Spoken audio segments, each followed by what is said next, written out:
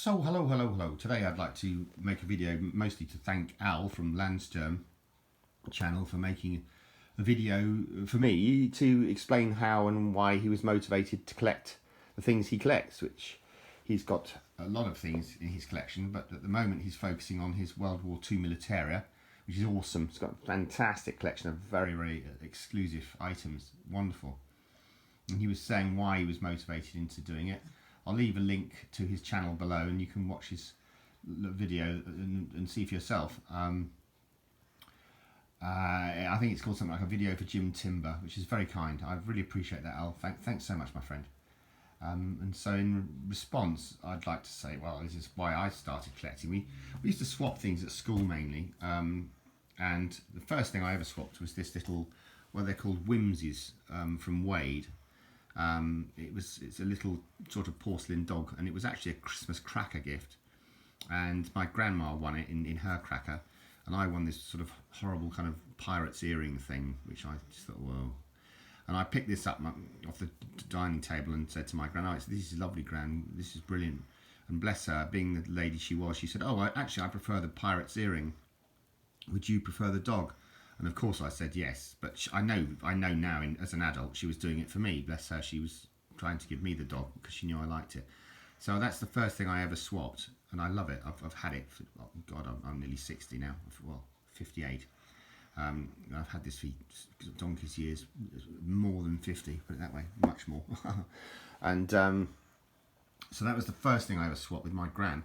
And then I remember I swapped this, which was the Saint's Volvo. In the 1960s, Roger Moore did a very successful television series called The Saint, and this was the car he drove, a Volvo P1800.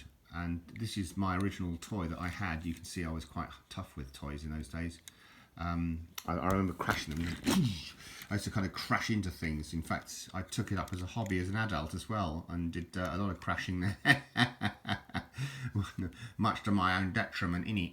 But yeah, but I made up for it later because I used to work for the ambulance, so I kind of helped people that had been in crashes as well that I hadn't caused, which was all good, baby. It was all good.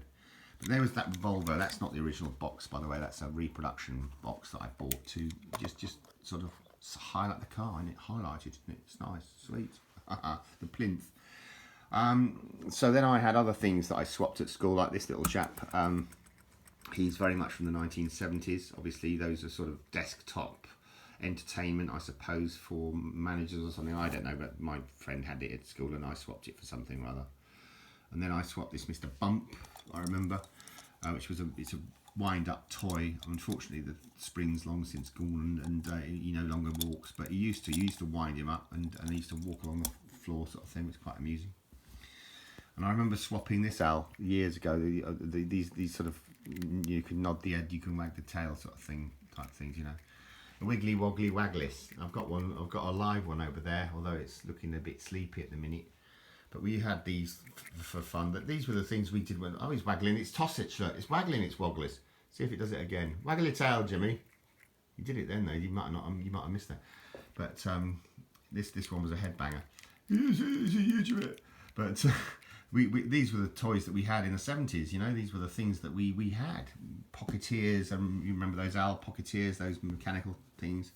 And then later, I thought, well, yeah, I like matchbooks, so I collected these matchbooks. And this was from a place where I was working at the time, in Wandsworth Common, which is where we used to live at that particular period. And I was the head barman for the brasserie in Bellevue Road. And it was great fun. I was there for about 9 months, 10 months, something like that, and I was poached. One of the managers came in from Tootsie's, which was, I worked at the one, well, there they all are listed, but I was actually at the one in Parsons Green first, and then I moved later to Chiswick, nearer to home.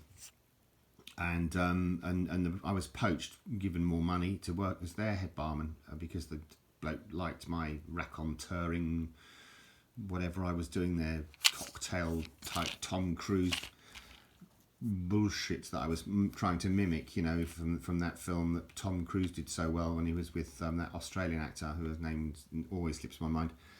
but I sort of modelled my barman on that, and so this guy took to it and said, great, you know, come and work for me, and so I did.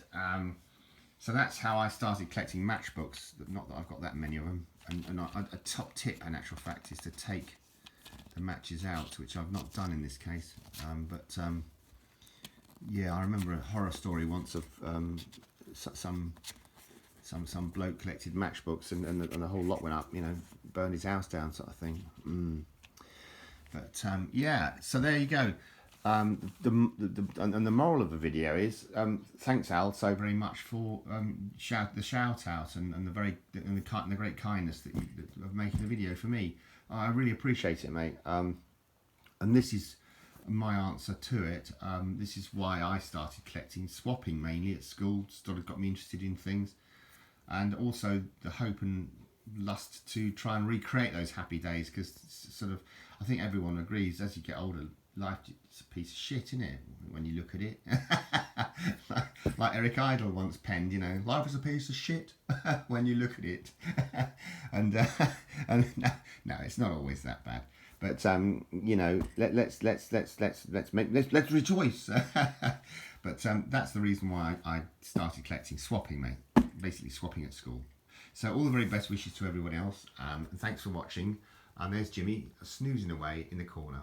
Cheers.